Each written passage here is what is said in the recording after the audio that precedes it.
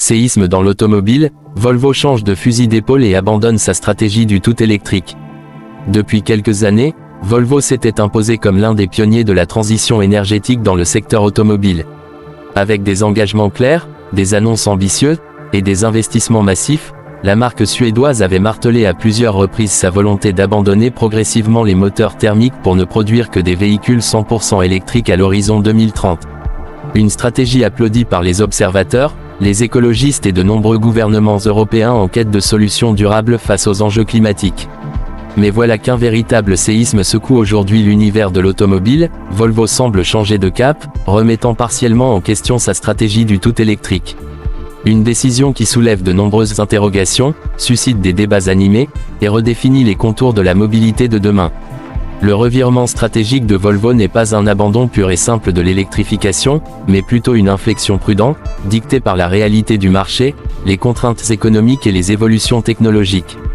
En effet, alors que les ventes de véhicules électriques connaissent un ralentissement notable dans certaines régions du monde, que les infrastructures de recharge restent insuffisantes dans de nombreux pays, et que les consommateurs expriment des doutes sur l'autonomie, le coût ou encore la durée de vie des batteries, Volvo semble adopter une posture plus nuancée. Le constructeur reconnaît aujourd'hui qu'un virage brutal vers le tout électrique pourrait être contre-productif, notamment sur les marchés émergents où l'électrification peine à décoller. Cette nouvelle orientation n'est pas anodine. Elle traduit une prise de conscience pragmatique des défis encore à relever. Certes, les véhicules électriques représentent l'avenir, mais cet avenir ne sera pas homogène partout, ni aussi rapide que certains l'avaient espéré. Volvo, à l'instar d'autres constructeurs, comprend désormais qu'il faut concilier ambitions écologiques et réalités économiques. C'est pourquoi la marque annonce vouloir maintenir une certaine diversité dans ses motorisations, en continuant de proposer des hybrides rechargeables et même, dans certains cas, des modèles thermiques améliorés sur certains marchés spécifiques. Cette stratégie d'ajustement répond à une logique simple, ne pas se couper d'une partie importante de sa clientèle. Car malgré les incitations fiscales et les campagnes de sensibilisation, une frange importante des automobilistes reste attachée aux moteurs thermiques, soit par habitude, soit par manque de solutions de recharge pratique, soit encore par inquiétude quant au prix élevé des voitures électriques. En maintenant une offre plus large, Volvo espère séduire un public plus diversifié tout en continuant sa transition énergétique de manière progressive et adaptée. Ce changement de cap intervient dans un contexte où d'autres constructeurs automobiles, même parmi les plus engagés dans l'électrification, commencent eux aussi à revoir leurs ambitions. Ford, Mercedes-Benz, ou encore General Motors ont récemment annoncé des réajustements de leur calendrier électrique. Des signes qui ne trompent pas, le marché évolue, les certitudes vacillent, et les stratégies doivent s'adapter. La guerre en Ukraine, l'inflation persistante, la hausse des coûts de production et les tensions sur les matières premières nécessaires à la fabrication des batteries, comme le lithium, le cobalt ou le nickel, ont tous contribué à complexifier la mise en œuvre de la stratégie 100% électrique. Cependant, Volvo ne renie pas son engagement en faveur d'un avenir plus propre. Le constructeur continue d'investir dans la recherche sur les batteries de nouvelle génération, dans l'amélioration de l'autonomie, et dans l'innovation technologique pour réduire l'empreinte carbone de ses véhicules. La marque mise également sur des procédés de fabrication plus durables, l'utilisation de matériaux recyclés, et l'optimisation de la chaîne logistique pour réduire les émissions globales de CO. Ce n'est donc pas un recul idéologique, mais plutôt une volonté d'adaptation intelligente et stratégique. Cette décision de Volvo doit aussi se lire à la lumière de son analyse fine des marchés mondiaux.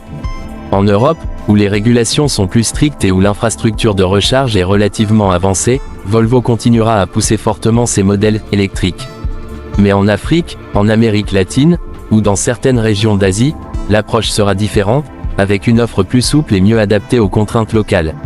Volvo comprend que le développement durable ne peut pas être imposé de manière uniforme, mais qu'il doit tenir compte des disparités économiques, sociales et technologiques entre les régions.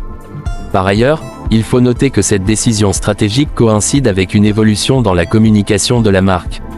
Là où Volvo misait jusqu'ici sur un discours très affirmatif, presque militant, en faveur de l'électrique, elle adopte désormais un ton plus mesuré, plus didactique, visant à expliquer, à rassurer, et à convaincre par la pédagogie plutôt que par l'injonction. Ce changement dans la narration traduit aussi une prise de recul face à un enthousiasme parfois excessif des débuts, et une volonté de construire un avenir automobile plus réaliste, plus inclusif, et surtout plus durable sur le long terme. Les conséquences de ce virage sont multiples.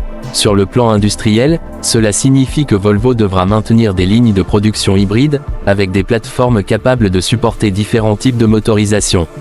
Cela peut représenter un surcoût à court terme, mais également une flexibilité précieuse en période d'incertitude. Sur le plan commercial, cela ouvre la voie à une segmentation plus fine des offres, avec des modèles spécifiques selon les marchés. Et sur le plan de l'image, Volvo pourra apparaître comme une marque pragmatique, à l'écoute de ses clients, et soucieuse d'accompagner le changement plutôt que de le forcer. D'un point de vue environnemental, certains critiques y verront une forme de recul, voire une trahison des engagements initiaux. Mais il convient de rappeler que la transition énergétique est un processus complexe, qui nécessite des étapes intermédiaires. L'hybride peut jouer un rôle de pont, en aidant les conducteurs à franchir progressivement le pas, tout en réduisant déjà significativement les émissions de gaz à effet de serre. L'électrique n'est pas remis en cause, mais simplement recontextualisé dans une dynamique plus globale et plus cohérente. En conclusion, le virage stratégique de Volvo ne signe pas la fin de la voiture électrique, mais marque l'entrée dans une nouvelle phase, celle de la maturité. Après l'euphorie des débuts, place à la réflexion, à l'adaptation et à la personnalisation des solutions. Volvo choisit de ne pas s'enfermer dans une vision dogmatique, mais d'adopter une approche souple et réaliste, en phase avec les attentes du marché et les défis technologiques. Une décision courageuse, qui pourrait bien inspirer d'autres constructeurs, et redessiner durablement la carte de l'automobile mondiale. Le séisme est réel, mais il pourrait être le signe d'une transition mieux maîtrisée, plus inclusive et surtout plus durable. Volvo ne renonce pas à l'électrique, elle choisit simplement de l'aborder autrement. Et cela pourrait bien tout changer.